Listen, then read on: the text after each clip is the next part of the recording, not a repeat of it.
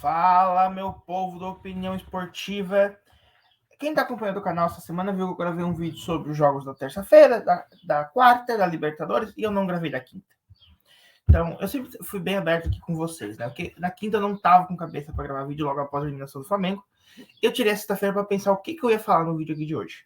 Porque para falar do jogo, não vale a pena. O jogo foi basicamente o seguinte: o Flamengo entrou em campo, achando que ia ganhar a qualquer momento, marca o gol logo no início da partida, toma logo em seguida e toma os gols tudo de cabeça, do jeito que todo mundo a semana inteira falou que o Olímpia ia fazer. O jogo foi desenhado, todo mundo sabia como o Olímpia joga no Defensores do Chaco, e o Flamengo tomou o gol da mesma forma. Sampaoli foi expulso, porque até agora ninguém sabe direito, né? Pode ter sido um monte de coisa, tudo mais, mas arbitragem confusa, arbitragem ruim, mas não dá para culpar só isso. O gol polêmico do Flamengo, resumindo bastante, se fosse feito em julho, tava valendo. Em junho ali, tava na fase de grupos, tava valendo aquele gol. A regra mudou no meio da temporada. Eu acho isso errado por parte da Conmebol, mudar a regra no meio da temporada, porque o que aconteceu? Acabou a temporada europeia. E aí a FIFA mudou a regra e esperou a temporada europeia acabar para valer a partir da próxima temporada. Só que a gente, uma temporada nossa são duas europeias. A gente pega o início e o final de cada uma. E então mudou no meio da temporada da Libertadores. Eu acho isso errado, mas era a regra que estava valendo quando o jogo já começou, e essa regra valeu em todos os outros 7 confrontos das oitavas de final. Então só resta lamentar e tudo mais. Agora, na minha visão, eu acharia um lance interpretativo. O VAR não considerou isso, porque o VAR considerou como passe do Ayrton Lucas. Por que eu acho que é interpretativo? Porque o que a regra nova diz? Que se o jogador estiver pressionado e chutar a bola para o adversário porque estava pressionado, o gol é considerado como um chute do próprio, considera-se um impedimento. Na regra antiga, o que valia era o último toque. Então, eu acho que o juiz devia ter ido no VAR interpretar se o Ayrton Lucas pressionou ou não, mas o VAR, o pessoal da cabine do VAR considerou que foi toque do Ayrton Lucas, o que eu acho errado também. Mas a gente não entra nesse mérito, porque provavelmente perderia nos pênaltis e tudo mais, né? Não é o forte do Flamengo a disputa de pênaltis, apesar de ter ganhado a Copa do Brasil a disputa de pênaltis. Então eu resolvi trazer um vídeo sobre os erros do Flamengo na temporada, porque é muito erro. E o erro começou ano passado, quando eles não renovaram. O pessoal usa aí o termo demissão, não foi uma demissão, foi uma não renovação de contrato com o Dorival Júnior, que tinha ganhado Copa do Brasil e Libertadores ano passado pelo Flamengo. E porque o Landinho, o Braz e tudo mais, eles têm essa pira do treinador gringo. Porque se a gente pegar todos os treinadores desde que o Landinho assume, ele demite o Dorival Júnior, que era o técnico do Bandeira de Melo, e contrata o Abel Braga, brasileiro. Troca o Abel pelo Jesus, o Jesus sai e contrata o Domenech Torrent, que não era ninguém, era o auxiliar técnico do Guardiola. Fala, auxiliar técnico do Guardiola. Auxiliar técnico, cara, não era nem treinador, eles trazem como se fosse uma super estrela. Aí troca o Domenech pelo Ceni, e o Ceni ganha o Brasileirão.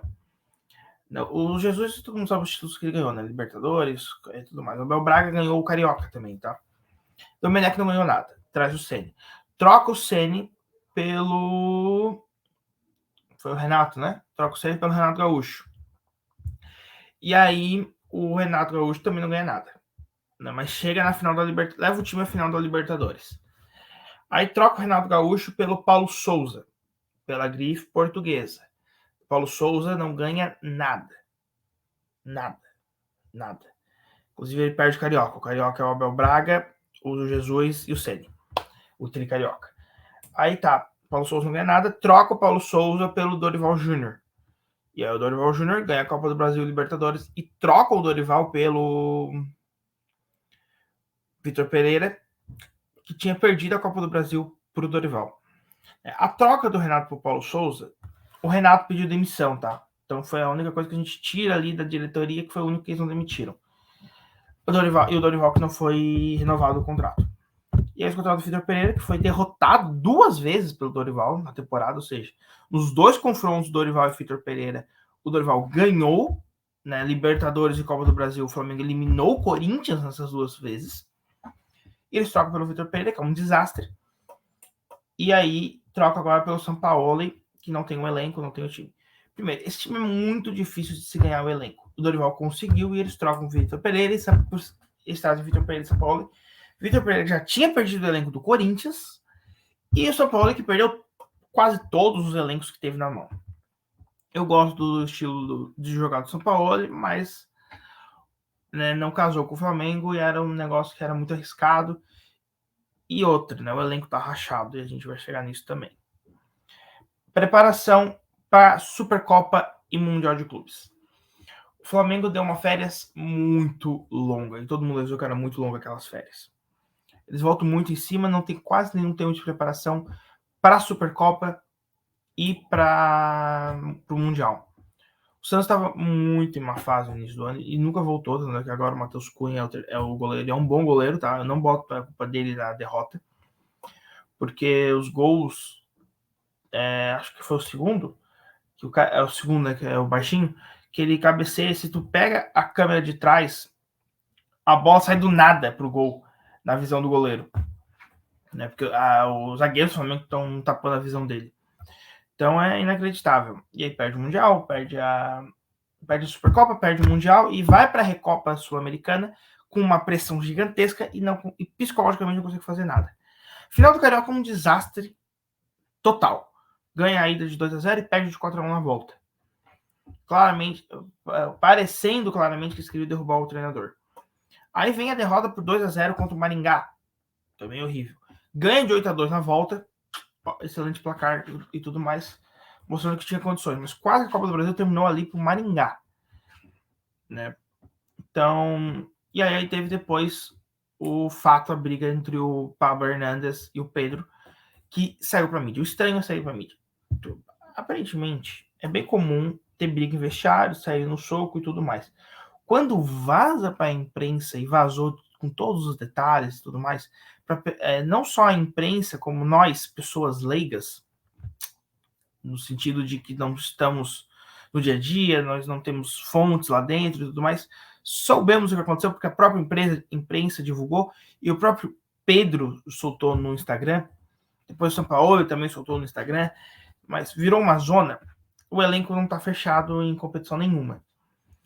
O Felipe Luiz falou sobre o psicológico na entrevista coletiva dele. Então, para quem está dizendo que o ano acabou, não acabou, mas está quase acabando desastroso. Nesse momento estamos em segundo no Brasileiro, estou gravando esse vídeo sábado de manhã. Estamos em segundo no Campeonato Brasileiro, mas com muita gente empatada com a gente no critério de desempate, ou seja, basta uma derrota para a gente cair para sexto. E sexto, sétimo ali. Mas estamos na semifinal da Copa do Brasil, ganhamos uma ida de 2-0. O que a gente viu no Carioca, que não quer dizer nada, né? A gente perdeu de 4-1 na volta, e agora a gente perdeu de 3-1, ou seja, iria para as pênaltis, né? Se o Grêmio repetir. O Flamengo mostrou que não é bom em jogada aérea na defesa. Então, o Grêmio pode usar isso a favor deles. Tem, do outro lado, o Corinthians e o São Paulo, que os dois vão vir mordido contra a gente. Corinthians, porque perdeu a final do ano passado, que é o sentimento de revanche. E isso pressupondo que a gente consiga manter a vantagem de 2-0 contra o Grêmio. E o São Paulo nunca ganhou a Copa do Brasil, então eles vão estar nesse espírito de ganhar pela primeira vez a Copa do Brasil. E o Dorival, para mostrar que ele é um treinador bom, que ele consegue ganhar, seria o terceiro título de Copa do Brasil dele, ele que já ganhou com o Santos e ganhou no passado com o Flamengo, para mostrar que o Flamengo errou ao não renovar o contrato com ele. Então foi uma série de erros de planejamento nessa atual temporada, e que a gente tenha, talvez, a Copa do Brasil, não vou dizer como um título de consolação, porque a Copa do Brasil é um baita torneio para ganhar, seria o quinto título, seria o pentacampeonato. A Copa do Brasil é um grande torneio, não é um torneio de consolação. E eu acho que se o Flamengo historicamente, que eu tenho 2 temporadas, 95 e 2017, que foi para um torneio assim, com a sensação de salvar o ano, e 2021 com a Libertadores, então por três vezes o Flamengo foi para um torneio para salvar a temporada e perdeu porque estava psicologicamente pressionado a ganhar a qualquer custo, mais que o outro time e tudo mais. Então eu acho que não pode a torcida, eu acho que a torcida está errando nisso, de botar uma pressão maior na Copa do Brasil para salvar o ano. Esquece, vai perder dessa forma. O Flamengo perde dessa forma. 95 contra o Independiente na Supercopa Libertadores. 2017 contra o mesmo Independiente na Copa Sul-Americana.